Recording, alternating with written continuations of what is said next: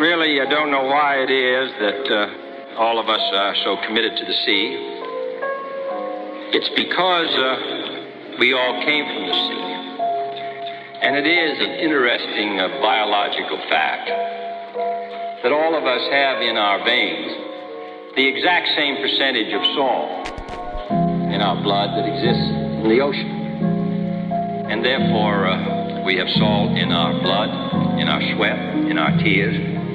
We are tied to the ocean. And when we go back to the sea, whether it is to sail or to watch it, we are going back from whence we came.